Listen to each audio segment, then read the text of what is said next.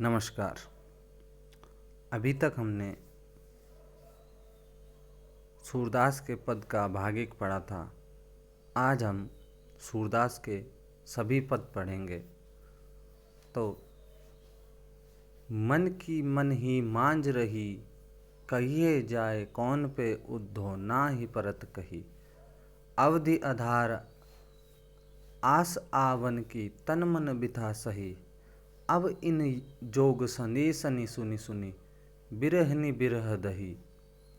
चाहती हुती गुहार जितहि ते, उतते धार बही। सूरदास अब धीर धरई क्यों, मर जादा न लही। तो सूरदास जी कहते हैं कि गोपियाँ कहती हैं कि मन की मन ही मांझ रही।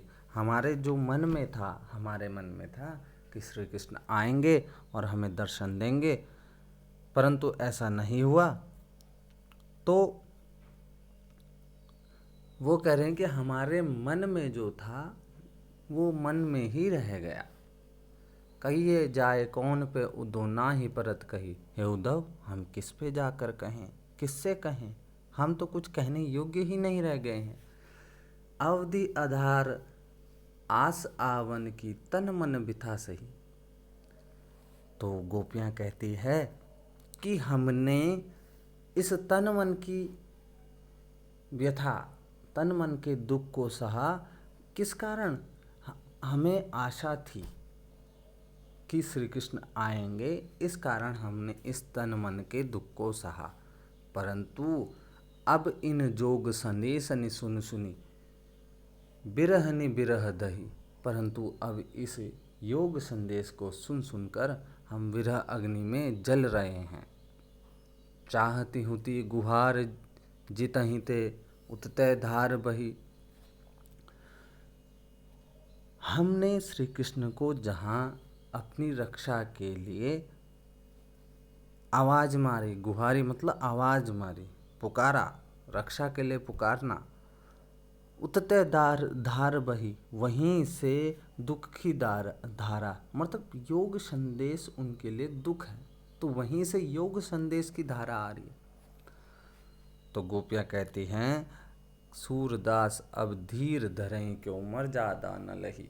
तो सूरदास जी कहते हैं कि गोपियाँ कहती है कि हे उद्धव, अब हमसे धैर्य नहीं रखा जाएगा, क्योंकि हमारे अंदर मर्यादा नहीं रह गई है। आगे चलते हैं तो कहते हैं हमारे हरिहारिल की लकड़ी, मन क्रम वचन नंद नंदन उर। यह दृढ़ करी पकड़ी, जागत सोवत स्वप्न दिवस निसी। कहना कहना जकरी, सुनत जोग लागत है ऐसो, ज्यों करवी ककड़ी। सुन तो व्याधि हमको ले आए, देख सुनी ना करी। यह तो सूर तिन्ही ले सौंपो, जिनके मन चकरी। तो गोपियाँ कहते हैं कि हमारे हरि जो हैं हरिल की लकड़ी हैं, अर्थात हमारा प्रेम का आधार है। जिस प्रकार हरिल पक्षी हमेशा अपने पंजों में एक लकड़ी को दबाए रखे रहता है, उसी प्रकार हमने भी क्या किया है, श्री कृष्ण के प्रेम को अपने मन में रख लिया है।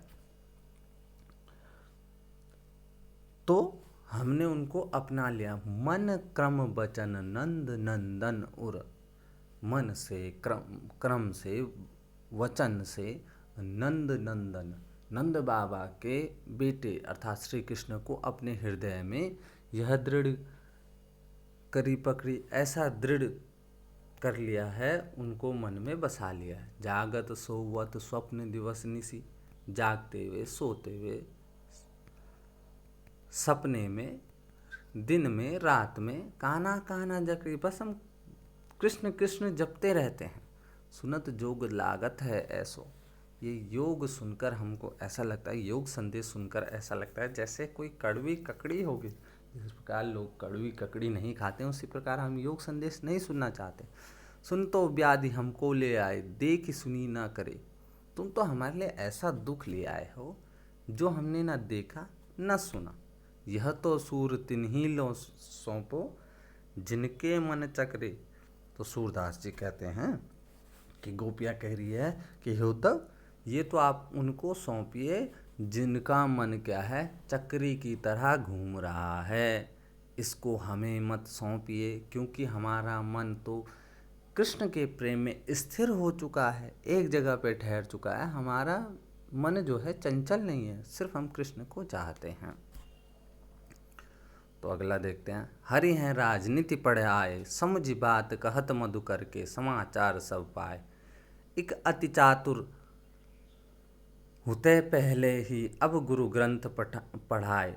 बड़ी बुद्धि जानी जो उनकी, जोग संदेश पठाए। उद्धव भले लोग आगे के, परहित ढोलत धाय। अब अपने मन फेर पाए, चलत जुहुते चुराए। ते क्यों अनिति करे आपुन, जे और अनीति छुड़ाए। राज धर्म तो यह सूर, जो प्रजा न जाहि सताए।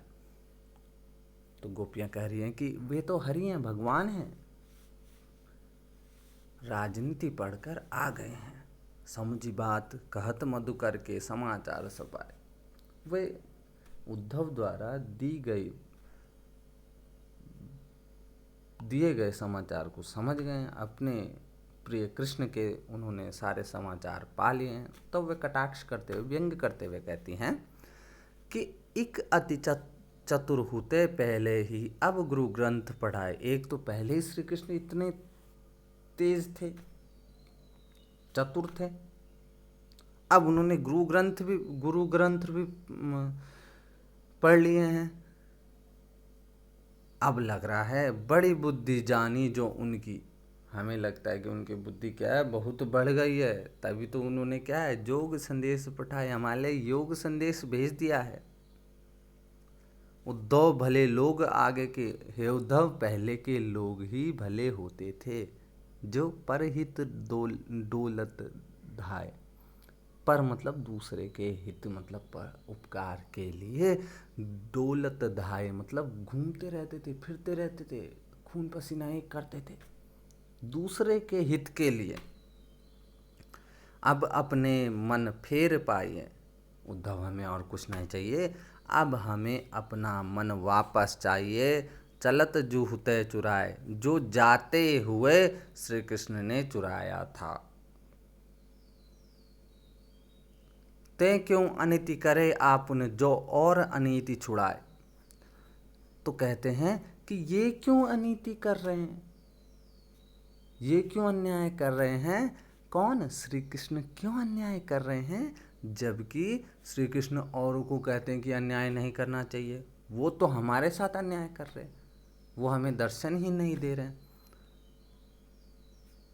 राज धर्म तो यह सूर, जो प्रजा न जाहि सताए। तो सूरदास जी कहते हैं कि गोपियाँ कह रही हैं कि राजधर्म वो होता है जिसमें प्रजा को सताया नहीं जाता है,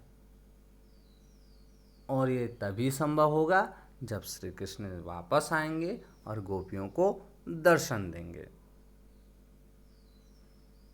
धन्यवाद।